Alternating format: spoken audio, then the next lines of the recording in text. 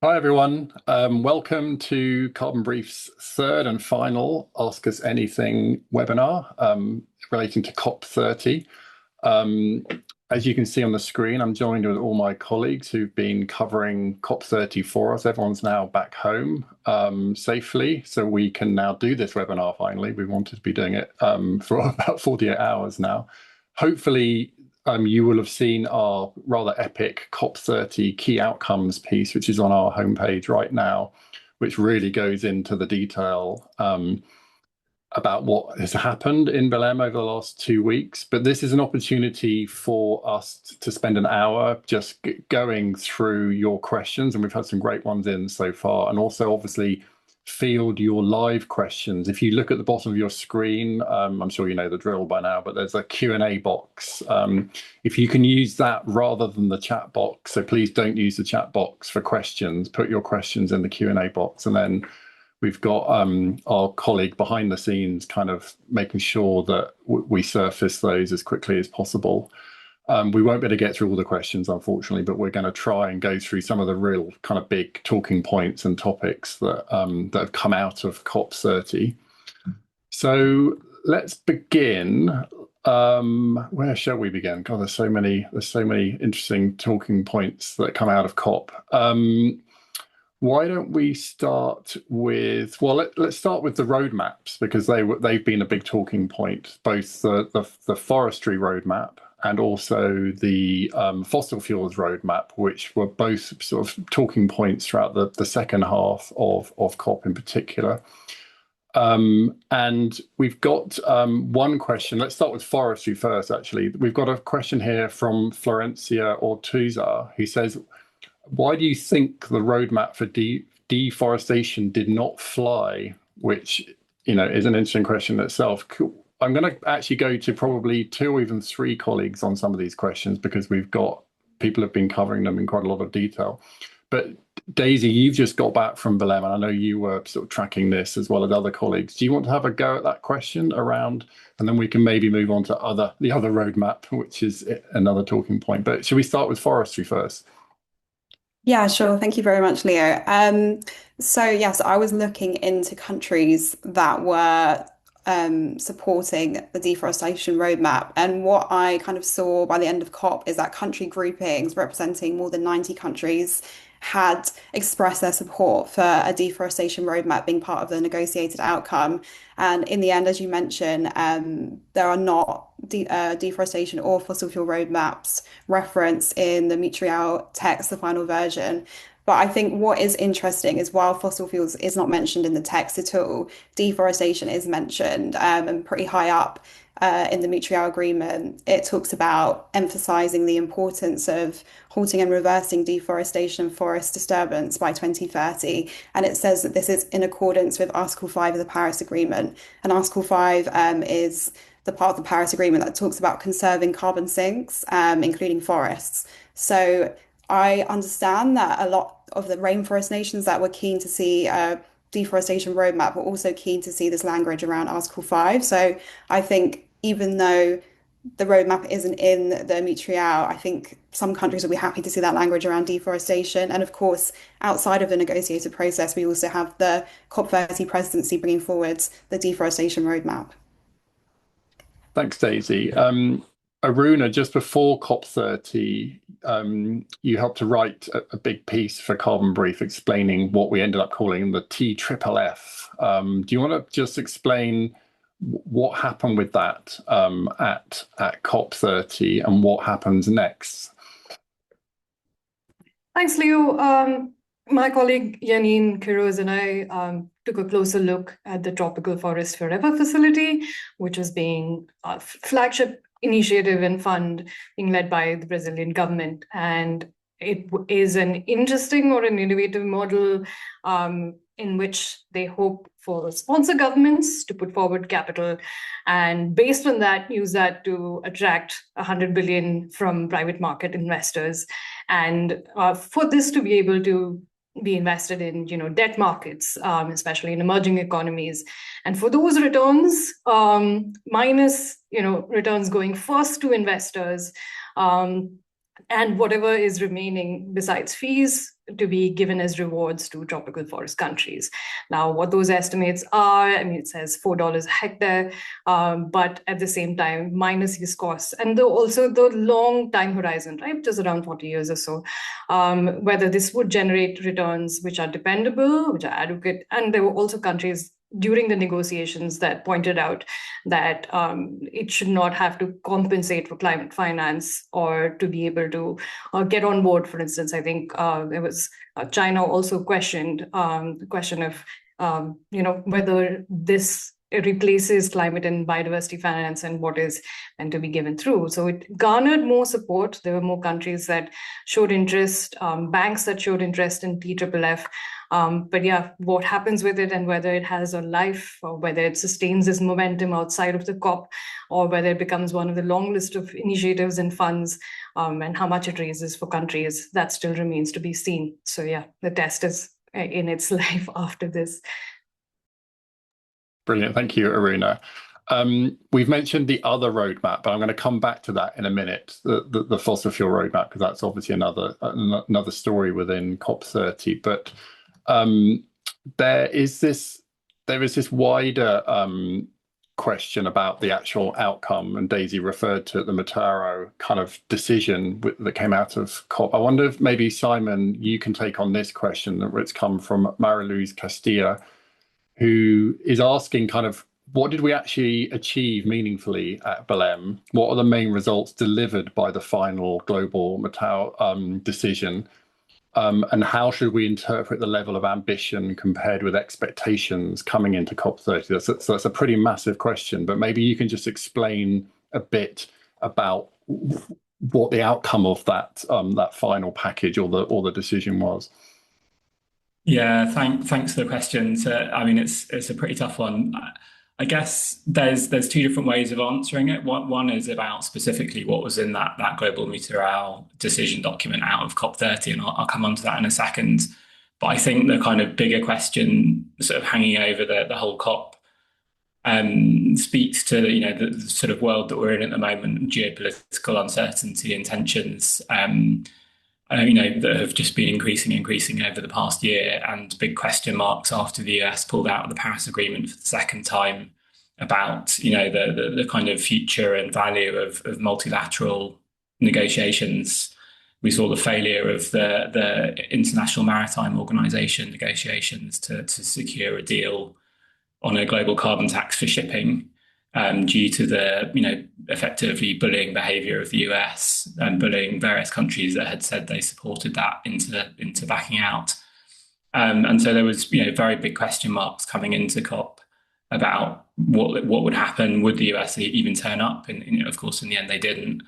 And then on top of that, we were at this sort of key moment for the Paris Agreement, 10 years after, almost 10 years after the creation of that accord. Where countries were supposed to have arrived in Brazil having submitted new climate plans for 2035. And there were various deadlines through the year that an analysis from Daisy showed many countries missing those deadlines. But by the end of COP, I think it was something like 120 countries had submitted new plans.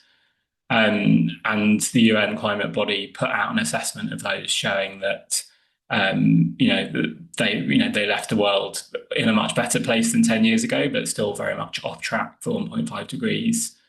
So that sort of broader context, I think, is the lens through which we have to assess, whether or not COP achieved anything, and what, there were very big expectations, but also very big fears about what might happen. So, I think a lot of countries were talking throughout the COP about how they wanted to show that multilateralism was still, important and active and could be positive, and that, getting a deal out of Belém was going to prove that. And so, there was a deal. It's obviously not nearly as ambitious in various different directions, whether that's on the level of, adaptation finance or the absent language on fossil fuels than many countries wanted. But there was a deal nevertheless. Just very quickly to run through the mutirão decision, there's a call for countries to triple adaptation finance by 2035.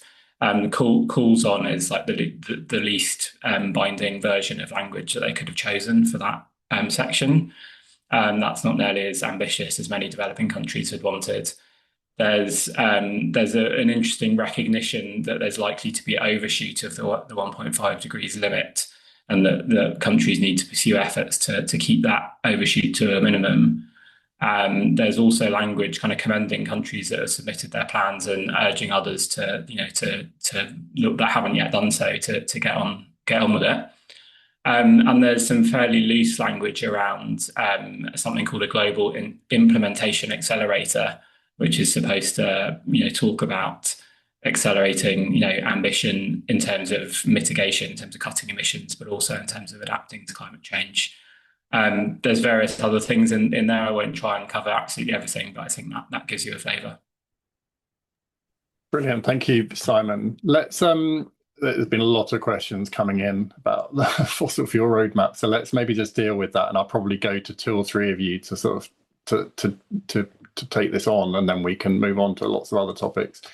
So we had a question from Kevin Langford, who says, who will be involved in the development of the fossil fuel roadmap, which the Brazilian presidency is now saying that they're going to pursue on the separate to this? And the follow-on question is it likely to be stymied by the Arrow Group and Russia, which I think speaks to some of the reporting around this, and we can come on to that in some of the answers we give to this question. Relatedly, someone else, James Henderson, is asking, can you talk about the role of the Saudis played at the end of the negotiations around fossil fuels?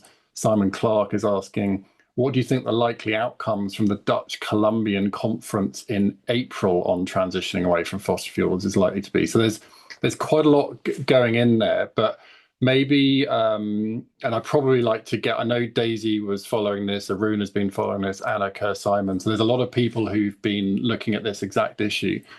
But maybe let's start with Aruna. Do you want to have a go at this, just explaining what actually happened with this roadmap, particularly in the last sort of 48 hours of COP30, and then this kind of the decision, as Simon alluded to, that was the outcome that happened, and additionally with this kind of conference that's now taking place in April?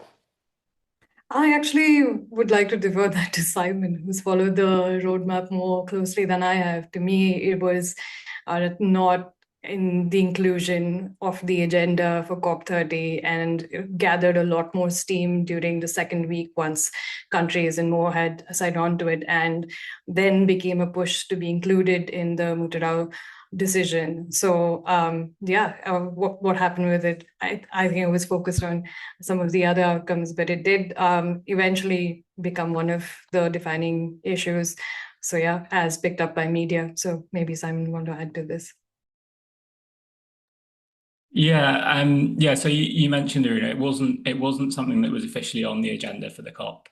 And there were a number of issues, like the whole global mutirão decision. I think basically all of that was made up of things that weren't officially on the agenda, but there's a slight difference in that various groups of countries ahead of the COP submitted some proposals to add things to the agenda relating to trade measures, relating to ambition of 1.5 degrees, relating to the provision of climate finance by developed countries, and relating to emissions reporting. And those kind of so-called big 4 items got wrapped up into the global mutirão. And then, the fossil fuel roadmap thing, I mean, I think as we explained in our summary of the COP, this is something, there were some suggestions that this had come out of the blue, but as far as we understand, the presidency in Brazil had been looking at, had been exploring this idea of a roadmap for quite a few months, through much of this year. And all of this kind of flows from the global stocktake that was agreed in Dubai in COP28 a couple of years ago, which has language around transition away from fossil fuels and also ending deforestation. And that's ultimately where both of these roadmaps stem from. So in terms of what actually happened, I mean, there was a group of countries quite publicly and quite loudly sort of demanding that the agreement at COP include some language around a roadmap. And there were, I think 80 something countries on that list, which we published and mentioned in our summary. And then there was also, reportedly a group of countries that were kind of opposing the idea of including it, and their reasons, I think, were quite varied. Some of them, on principle, just didn't want to. I think we mentioned again in our summary that Saudi Arabia saying the idea of sort of targeting individual sectors, i.e. the energy sector and fossil fuels, was off limits. For other countries, I think they were perhaps opposing it more because they felt that the focus of this COP ought to be on other things, particularly adaptation. Ultimately, the COP process works through consensus. And I think that the presidency argued, and it was probably quite right to do so, that it was very clear that there wouldn't be consensus around including a roadmap. I think it's been widely reported, some of the most vocal countries in terms of opposing it. And so now we've got this process led sort of off the back of the Brazilian presidency, where they'll go off on their own and do their own thing. So that won't be dictated by other countries. That's sort of the whole idea. They do whatever they want. And we've got the conference coming up. We'll see how many countries go to that, what that develops into. Thanks, Simon. I think, Daisy, you actually spoke to a Saudi minister, didn't you, at COP30, and also were looking at this Colombian event, which I think is taking place in April. It is interesting, isn't it, as Simon said, that you've now got a bunch of countries going off and sort of effectively doing their own thing, it seems. Do you want to just speak to that a little more? Because I think that's an interesting outcome of COP30. Yeah, sure.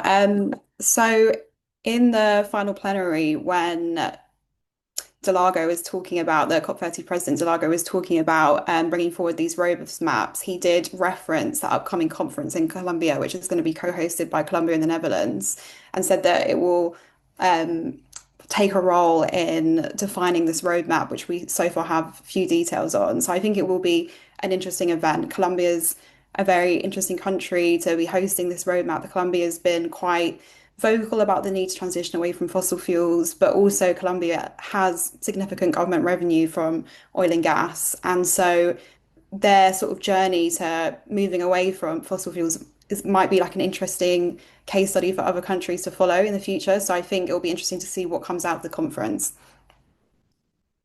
Brilliant. Thanks, Daisy. Let's try, because we've got so many topics to rattle through. Let's move on to adaptation now, which Josh might want to speak to, and possibly Molly, because it's a sort of finance and adaptation question. So there's a question from Joe Hand here saying, climate finance, new adaptation commitments to triple finance, albeit at a later date, which I think was 2035, wasn't it? Looks like real progress. Can we celebrate any other financial or finance achievements from this COP? Josh, do you want to maybe start with that, and then maybe Molly can come in and talk more widely about the kind of how adaptation got dealt with at COP, but on that finance question and that sort of that tripling and 2035 issue, Josh, because it seemed a little bit confusing when it first landed, what the baseline was, etc. Yeah, it's a good question. I think, to be honest, the tripling adaptation finance is a kind of headline thing. But I don't know if there's a huge amount to celebrate regarding finance. I think we went into this, last year was the big finance COP where a new finance target was agreed. The sort of central part of that is that parties agreed that developed countries would reach 300 billion a year in climate finance by 2035. So coming into this conference, the Europeans, especially the UK, other developed countries, the ones that I spoke to and heard from basically said, we agreed this last year, we've got this target. Some developing countries have come to this conference and they're saying that they want to triple adaptation finance. They're saying that they want more money directly from the public funds of developed countries.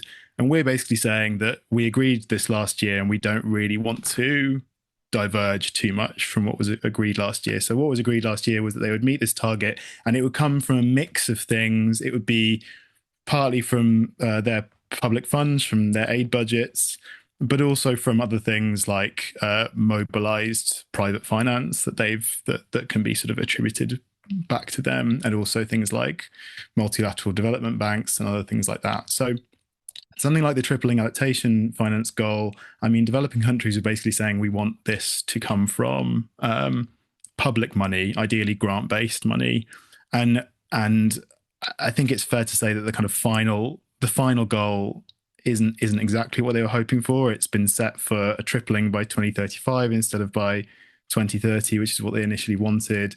There's nothing in there, as far as I can remember, about it being specifically about grants or anything like that. But also, just more broadly, I mean, there was a big group of developing countries that wanted to start a work program that specifically was focused on kind of increasing the amount of money from developed countries that's specifically from the public funds of developed countries. And I mean, for those of us who lived in these developed countries in Europe, etc., you know, most of these countries are cutting their aid budgets. They're basically saying we're under enormous fiscal strain. We've got rising populist far right in our countries that we're trying to fend off, or often sometimes are already running the countries, and they're not keen on the idea of giving money to foreigners. So I guess that's the kind of political situation for them, and they say we can't move on that.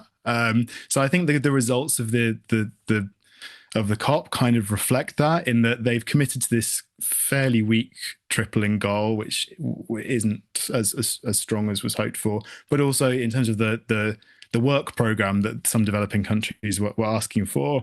I mean, we've ended up with a work program, but it's just a work program to discuss climate finance in general, essentially, which, I mean, might be a space, I'm sure it will be a space for countries to continue arguing about climate finance, but it's not necessarily going to lead to more of the public money that developing countries are asking for. And I mean, just more broadly, I mean, there is also this wider goal of raising climate finance up to 1.3 trillion by 2035. And I think on that, I mean, that it wasn't a huge issue at the COP. There was this thing called the Baku to Belém roadmap, which was launched just before the COP, which was supposed to be sort of setting out a path and ideas for how to raise climate finance up to those levels. And I think the reality is, I mean, that some sort of semi-official analysis that was released by a group of economists during the COP, they sort of concluded that the vast majority of that money would be from the private sector. And I think perhaps my assessment would be the reason why a lot of developing countries are not that interested in talking about that at the COP is that basically they want to focus more on the things that they can try and get developed countries to do. So, like, you know, developed countries have it within their power, if they want to assign more of their aid budget to you know, whatever, to climate action in developing countries, whereas stuff from the private sector is more amorphous, it's not so much in the remit of the COP. So I think that would be my sort of assessment of why there wasn't as much of a focus on that. But yeah, in terms of the adaptation question more broadly, I'll pass on to Molly, who can speak to that. Thanks, Josh. Yeah, just to say on the adaptation finance point, I think a lot of parties won't view this as a particular success. The LDCs had already put forward, the least developed country party group had put forward a request to set a new target for adaptation finance to follow on from one agreed at the Glasgow COP in 2021. And at that point, they wanted to double adaptation finance to $40 billion a year by 2025. So that's set to run out at the end of this year. However, the most recent figures we have from the UN Environment Programme puts current adaptation finance at 26 billion per year. So we're quite a lot short, and that actually decreased in 2023 from 2022. So the original request from the LDCs was to bring in a new goal to triple it from the 40 billion. So they specifically wanted an 120 billion target for 2030. What was in the final mutirão text is a tripling by 2035 with no specific baseline set. So it could end up being a tripling of 26 billion, or it could end up being a tripling of 40 billion. There's quite a lot of uncertainty still within that. And either way, it's going to be significantly below what parties actually need to adapt. If it was the 40 billion, it's a lot closer, but that seems relatively unlikely based on how much opposition there was. So the same UN report that found that 26 billion had been given in adaptation finance in 2023 suggested that 310 billion would be needed annually by 2035. So we've got a long way to go. That call for an increase to adaptation finance wasn't in any of the adaptation negotiations officially, but it found its way into pretty much all of them and dominated a lot of the other conversations around adaptation. So things like an agreement on the indicators within the global goal on adaptation, which was set to be a big outcome from this COP. Delago and various other people called it the COP of adaptation, although arguably they called it the COP of many things. But those negotiations were held up by the conversations around finance because they didn't have a set home, which made other things quite sort of creaky and difficult to get through, which I think is anyone who's been watching COP for a few years will be well aware of finance becoming a dominant sticking point in a whole realm of different negotiation streams. So ultimately, we did come out with some agreement on the GGA. But yeah, the adaptation finance question really did sort of reign supreme across a lot of the different adaptation negotiation tracks. Leave it there. Brilliant. Thank you, Molly.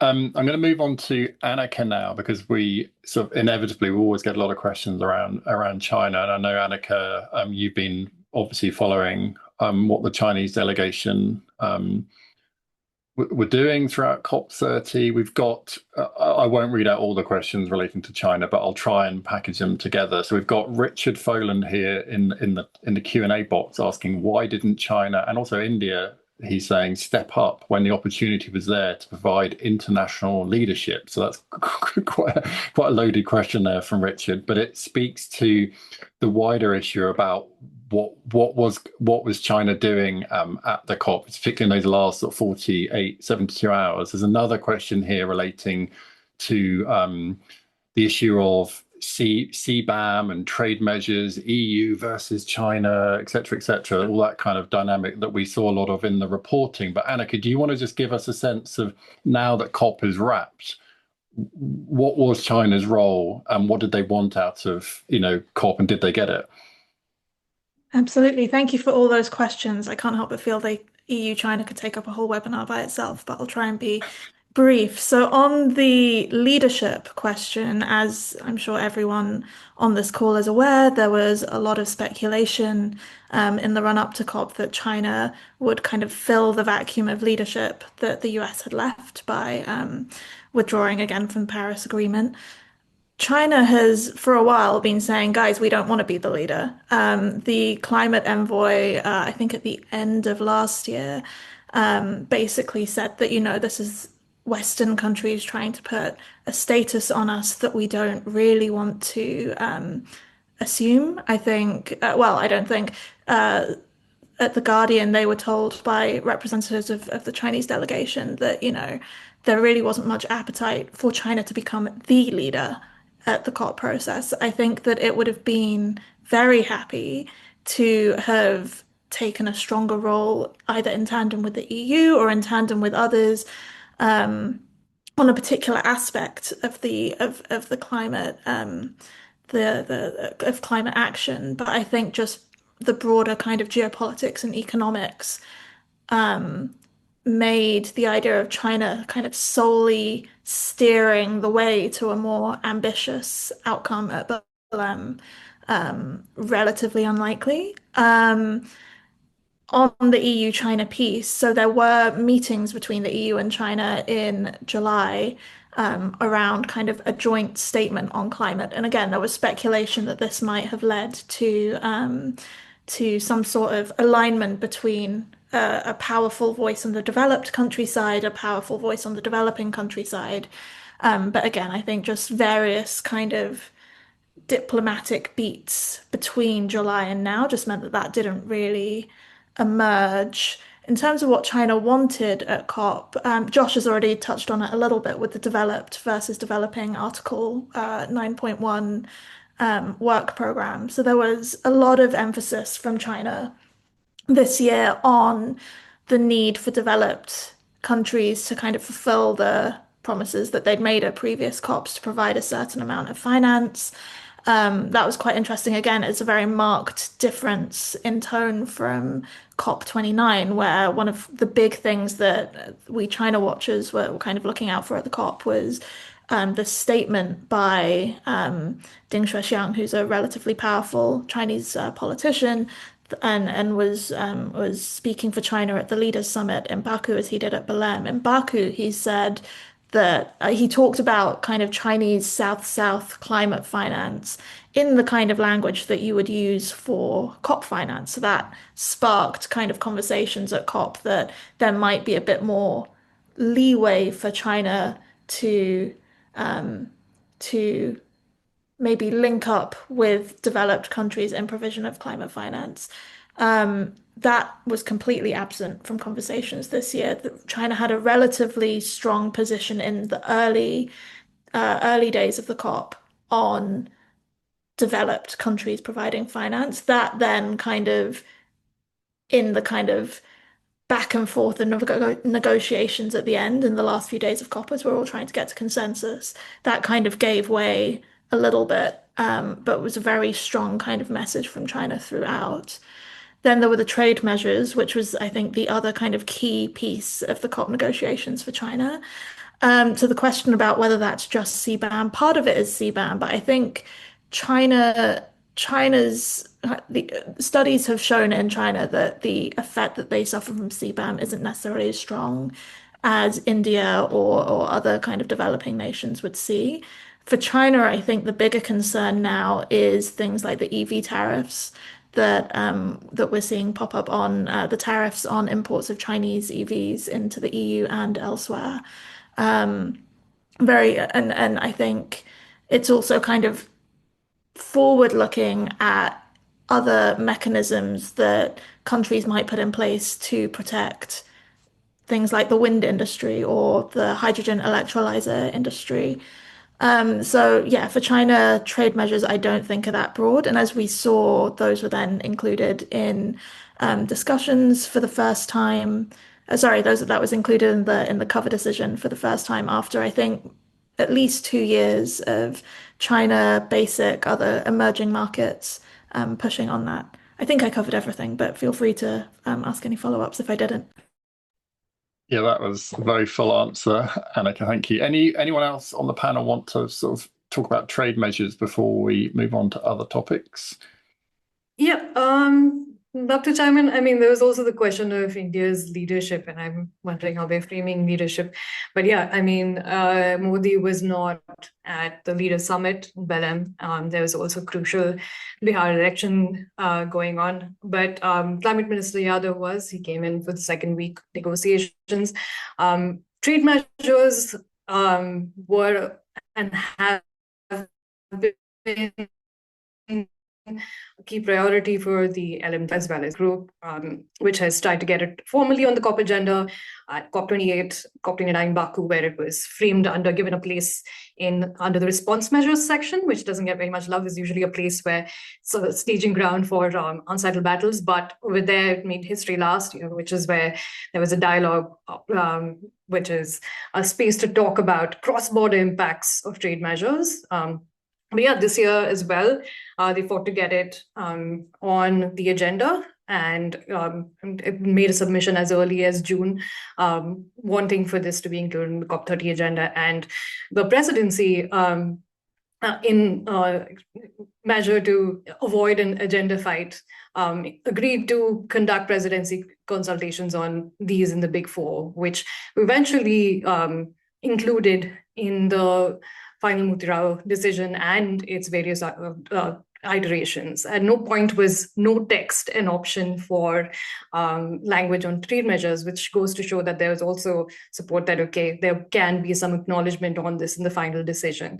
And yeah, eventually it references what is already in Article 3.5 of the UN Parent Climate Convention, which talks about the fact that they shouldn't, which looking at an open economic system that promotes cooperation, also looking at the fact that, okay, any barriers on trade should not be discriminatory or any other climate measures. So yeah, that managed to get in, which is also quite historic, which and gives, given the fact that, you know, trade measures, tariffs have been headlining, that there is finally a space. And it doesn't only just cover CBAM, it also covers, again, we're talking about export bans, or we're coming up with India's counter tax to deal with CBAM. Well, a lot of those will be up for discussion. The EU's deforestation regulation. So yeah, interesting to have that. At least these could be talk shops at the end, what these dialogues will achieve. There's going to be a report. There's also a high-level summit in 2028 to summarize these 3 different dialogues, which will happen. What it will actually mean and give directives, we're not really sure. But yeah, at least there's a space to talk trade as well in climate, which is an interesting move. The people were waiting for India's NDC to drop, which has been promised by the end of the year in December. And I think from the beginning, India was kind of cautious, saying that the Baku outcome really has determined the ambition, there are certain targets within its pledge, including on non-fossil energy capacity, not necessarily generation, but yeah. In India, there's also pushing on 9.1. And yeah, both of which, again, you've got a work program. So yeah, I don't know about leadership, but I think they'll be quite happy. Brilliant. I think we should just specify, people have said 9.1 a couple of times. That was the thing I was referring to about direct climate finance from developed countries. It's Article 9.1 of the Paris Agreement, just to clarify. Yeah. Just to clarify, there's some degree of saying that, yes, will there still be a space for public finance with all of this emphasis on the private sector having to, you know, lift the load of paying for air conditioning for the millions of poor in the rest of the world. But yeah. Yeah, thank you for that. Yeah, we're all still slightly spinning in acronyms and Article 9, whatever, you know, it's the jargon of COP. Thank you for that, Aruna and Annika. So real kind of gear shift now. We're going to go to a question from Arnie Bransfade, I hope I've said that right, which is, I'm specifically interested in your assessment of the outcomes of COP30 with regard to agriculture and food systems, which is very nicely timed because Juliana, Aruna, Daisy on this call and other colleagues are working on a specific piece, which we're hoping to publish shortly, looking at exactly this question, what the outcome of COP30 was for agriculture and food systems and also biodiversity. But Juliana, do you want to take that question on and just give us a sense of that? Thank you. Sure. So there's sort of 2 tracks you can think of, right? There's the negotiated outcomes, and there's also sort of all the things that happen on the side, the announcements, the pledges, etc. So maybe breaking that apart, starting with the negotiated outcomes. Under the UNFCCC, there's a specific home for work on agriculture and food security called the Sharm el-Sheikh Joint Work on the Implementation of Climate Action for Agriculture and Food Security, which I think I got that right. So that is sort of a place for countries to come together, and they hold dialogues, they hold workshops. There's a portal where countries can sort of submit like reports on what they're doing within their own countries and sort of learn from each other about best practices for climate action and agriculture. There was a lot of productive discussions, as I understand, in Bonn in the intersessional meetings in June. And those sort of carried over into the first few days of the COP. But then quite abruptly, sort of nearing the end of week 1, all all of that text was scrapped, and they just said, we're going to talk about it again in June. And I know Aruna was following that more closely, so maybe after this, if she has any more insight she wants to jump in with, she can. There were sort of crumbs of agriculture and food security elsewhere in the negotiations. As Molly was talking about, the indicators for the global goal on adaptation were agreed upon. There were several relating to food and agriculture, including yields, hunger and nutrition indicators, but those all came with a lot of caveats, and I think were largely seen as quite disappointing. Let's see, I had to write all of the bits down. The Just Transition Work Program included a reference to smallholder farmers. The Gender Action Plan that was agreed also made a specific reference to women smallholder farmers, which was quite nice. And there was a specific call out as well to money for agriculture within the Baku to Belém roadmap. Shifting gears to sort of these non-negotiated outcomes, there were a bunch of announcements. Obviously, the TFFF that we referred to earlier has links to food systems and agriculture, although they weren't necessarily made particularly explicit. There were a bunch of pledges. I know the Gates Foundation pledged about $1.4 billion for sort of specific technologies and things for smallholder farmers.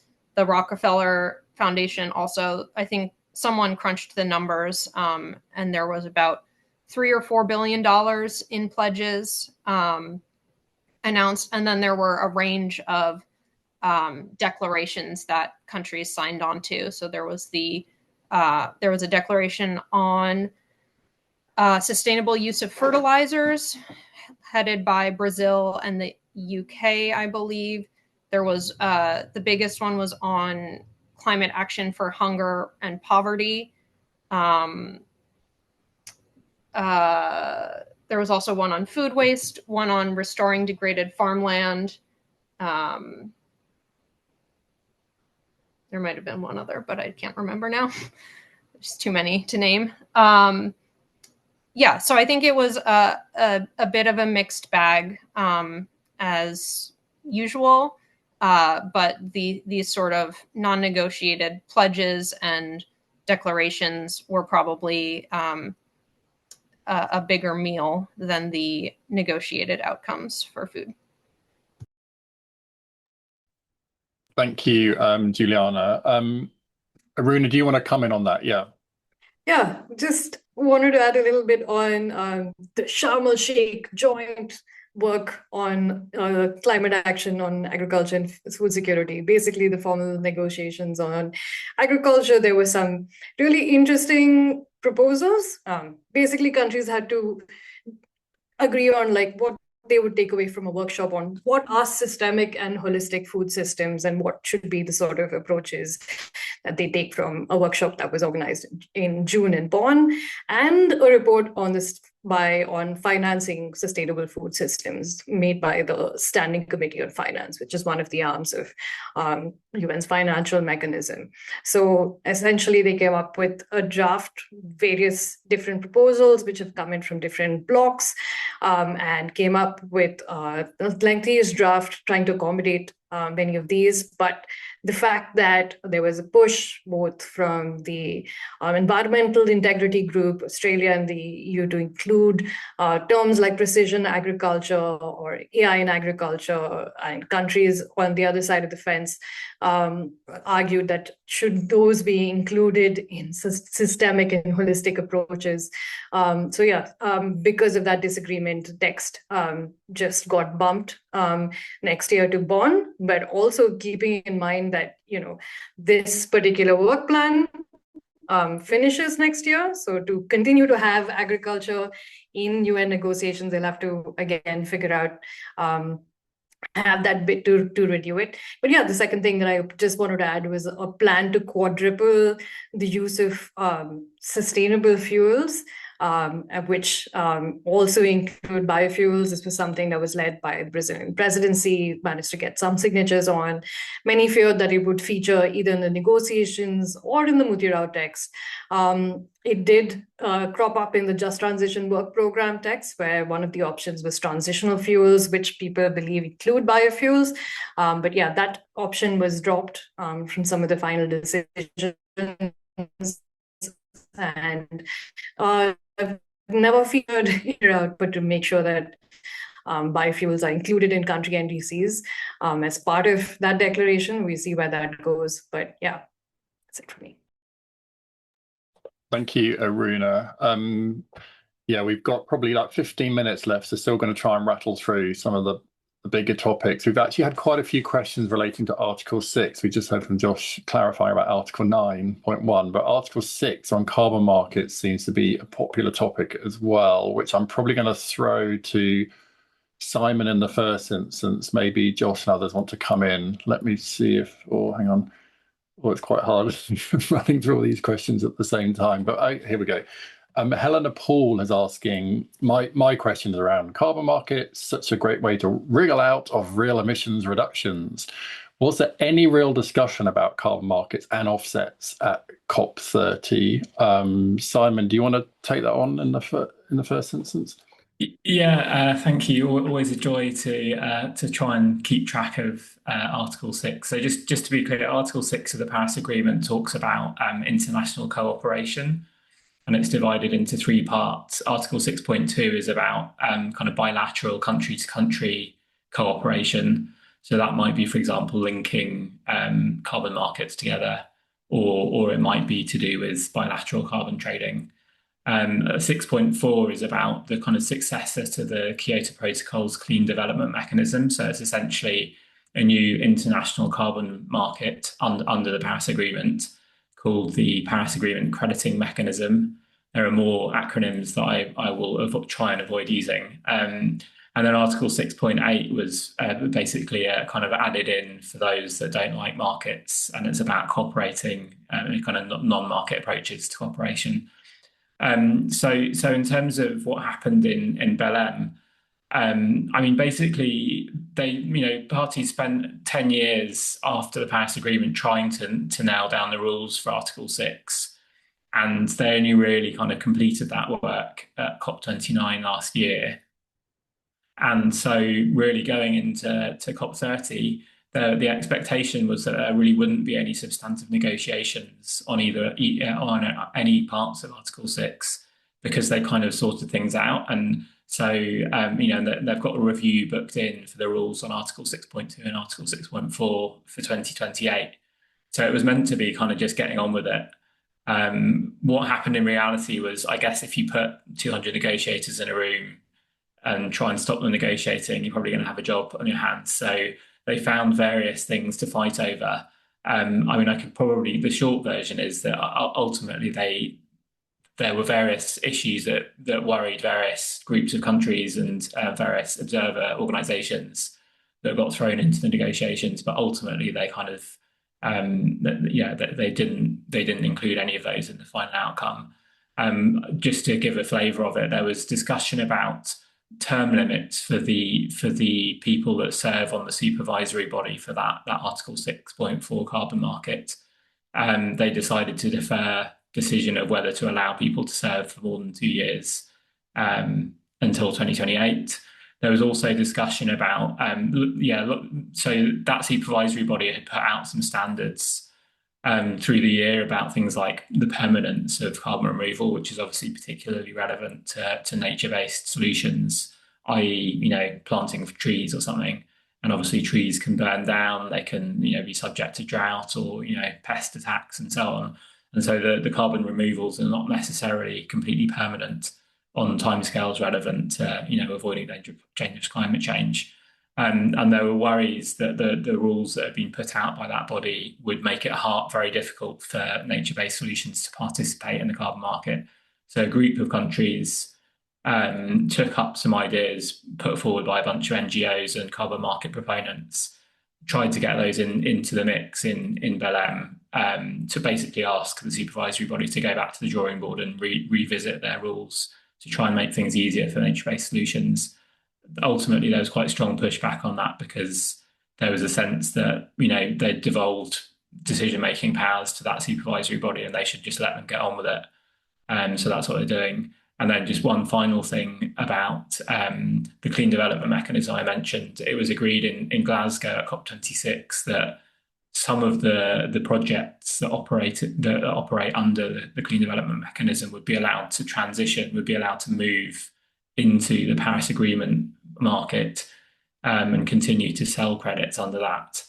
And there was a bit of an argument about whether to extend the deadline for projects to transition, which they did ultimately do by 6 months. But I think ultimately it's probably, you know, not huge amounts of you know, and those carbon credits are very unlikely to be sort of additional, meaning that they're unlikely to be, you know, being able to sell carbon credits is not going to mean that those projects generate more carbon savings. So if they're then used to avoid making cuts elsewhere, then that, you know, that's ultimately a net loss for the climate.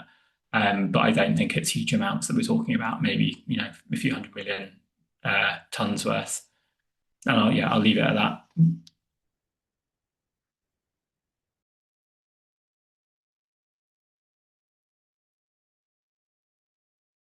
Leo, sorry, your sound's gone. Sorry, can you hear me again now? Yeah. Sorry about that. Just quickly, Josh, did you want to just come in on that before we move on to the sort of near final question? No, not really. I think Simon's covered it. I don't blame you, Josh. I think we've got like sort of 8 minutes left or something, which I think, and we've got a lot of faces on the screen at the moment. I'd like to give everyone a chance to kind of take the mic. And there's probably a nice open question, which is actually returning to a thing that Luke Chavano asked us on a previous webinar. I think it was last week when he asked us, you know, what do we expect the key outcome to be from COP30? And he's kind of in the Q&A box.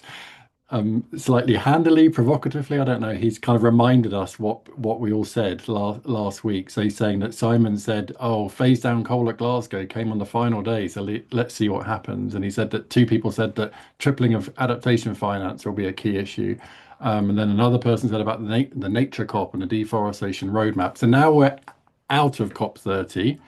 Luke is asking, what is the single defining policy decision that will endure once the dust settles at Belém? So we've got now 7 minutes, basically no more than, say, 30 seconds each to go around and say, in your view, what do you think will be the memorable defining issue of Belém? I'm going to unfairly pick Daisy to go first because I'm just seeing faces on the screen. So I'm going to go round the clock. That question is very, very difficult. I will say that although not part of negotiated outcome, I think the thing to watch will be the fossil fuel and deforestation roadmaps and how they are developed before the next COP. Brilliant. Thanks, Daisy. Nice and succinct and short. The next person on my clock is Molly. So I think I was one of the person who said adaptation finance, and I'm going to back away from that slightly, because I do think it's weaker than a lot of people hope for. But I do think that the indicators that were agreed under the Global Goal on Adaptation, which will be used to then track and measure adaptation going forwards, it's a slightly nitty-gritty, not very exciting in the weeds kind of outcome, which doesn't make a great headline, but I think could be really beneficial in the long run, because the GGA was agreed in the Paris Agreement, but we've seen very little under it, in part because tracking and mapping adaptation is so difficult. So this could theoretically make a proper change to that. So that's my answer. Okay, thanks, Molly. And I've got Annika on the list. And just to give people a little bit of warning, Juliana will be after that. But so Annika next, please. It's not quite a policy, but Anna Tony, very consistently, to Molly's point, this wasn't just a COP of adaptation. According to Anna Tony, it was also a COP of implementation. And on the China leadership point, I think that one thing that people will see Belém as the turning point is how China presents itself, maybe not as a leader in climate diplomacy, but a leader in terms of the economics of the energy transition.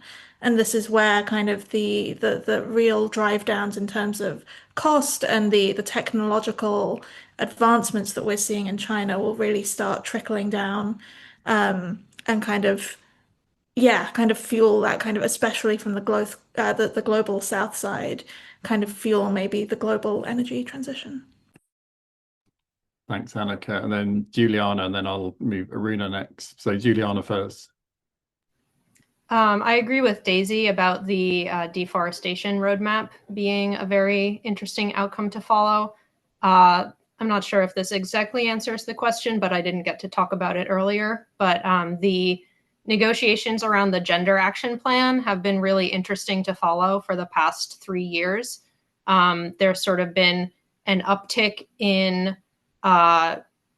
countries, particularly with conservative, whether politically or religiously conservative governments, trying to insert language around trying to redefine terms and indicate like sex-based definitions. And this year, for I think the first time, we saw that sort of bleeding out into other negotiations, particularly on the Just Transition Work Program. And using sort of footnotes to redefine terms the way you want is definitely a slippery slope. So it'll be interesting to see how that proceeds in future negotiations.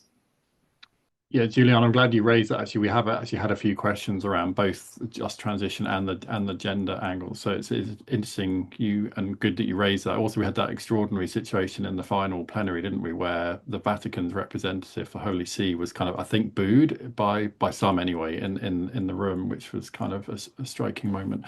But Aruna, next, what's your single takeaway? When have I ever done a single takeaway, Leo? But yeah, I was one of those hoping an adaptation finance target would be something that would be ring-fenced or commensurate to the challenge, given the degrees of warming and the impacts that we're seeing, especially in these countries. That didn't happen to the extent it was a weak decision, but something has happened with there. At least, I don't know, increased levels. Josh will do the math in hopefully at XP's next week. But yeah, to me, I think the trade measures, having a space and a bigger profile space was a big policy, a decision to accommodate and to give it a space outside of just the WTO. And given and it's a new place for that discussion to happen. And I think, will it just be a talk shop? Will something come out of it? But I think it's a good counterpoint. And it also goes to show, there is increasing demand to be able to want to talk about what's happening in the outside world in COP. And the system seems to still work. So all of the documents and on the other side, multilateralism still works. It's good to remind yourself of. Thanks, Aruna. Yeah, we've had some also other questions around that. Is multilateralism still alive after COP30? And I think the heartbeat's still there, I think. Josh next, and then I'll give the final mic over to Simon. Okay, well, I've been left with slim pickings, but so I'm not delusional. I don't think this will be particularly the thing that COP is remembered for, but we haven't talked about it much. But this just transition mechanism, which I wasn't actually following at the COP, so you can read our article to get the full lowdown on that. But I would just say that is something which it really dominated kind of civil society and NGO discourse at the COP. It was very much the thing they were trying to push. And I think it's interesting because it's the idea of a just transition. I think most people would agree it's a good idea, and it's been gradually rising in significance within the COP space. And this mechanism, I mean, all this stuff, it has implications for lots of aspects of the negotiations, including finance. Countries will just carry on. They'll be asking for money for just transitions. I mean, they already are. So it's going to have lots of knock-on effects. And I think for those of people in the COP space, I think this is maybe an issue that's going to just grow and grow in importance in coming negotiations. Brilliant. Thank you, Josh. And then finally, Simon, obviously, what is your single takeaway? But also maybe you can very elegantly segue into looking forward. We've got COP31 coming in Antalya in Turkey, with Australia obviously seemingly leading the negotiations, and we've got Bonn in the middle of the year. So as an outro, what would be your single thing, and then throwing it forward, things to look out for in the few months ahead? Yeah, thanks. You given me the hospital pass of trying to sort of wrap things up. I mean, I think quite a few of the things that, my colleagues have very eloquently mentioned already speak to the fact that we're in this new phase, and it's a lot more messy and complicated. There was this big emphasis on implementation. And once you start talking about that, you get into like, well, what does it mean for, agriculture? What does it mean for, where does deforestation fit into it? And even though there wasn't an outcome on fossil fuels or deforestation, and that there were sort of disappointing outcomes of various other areas, we're very much into that phase of actually trying to get down to it, trying to work out practical ways in which people, even some of the kind of very woolly stuff that came out on ambition in terms of this global ambition accelerator, that has the potential to be a place where people genuinely get together and talk about how do we actually break down barriers to going further and faster.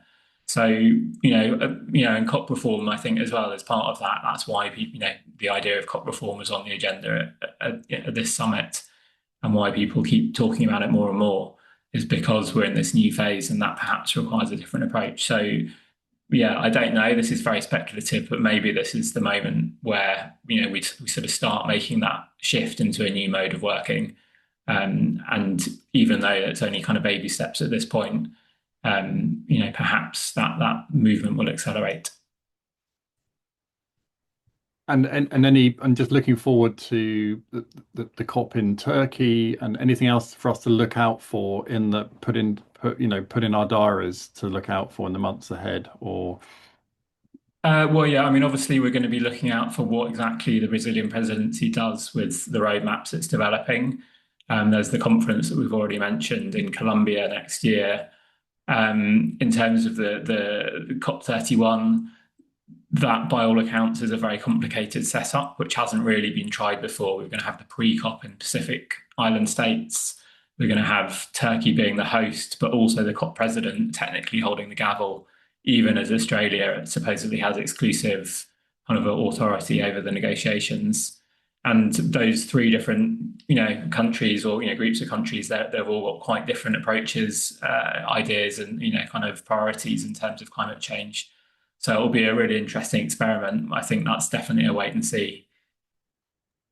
Okay, thank you, Simon, and actually to all my colleagues and panelists who've worked so hard over the last couple of weeks to produce all the journalism we've been putting out over that period of time. We've obviously run out of time now, unfortunately, but I just want to say thanks to all the questions that came in. Obviously, we couldn't field all of them, but I think some of you have been probably going through in the Q&A box and seeing the types of topics that have come up.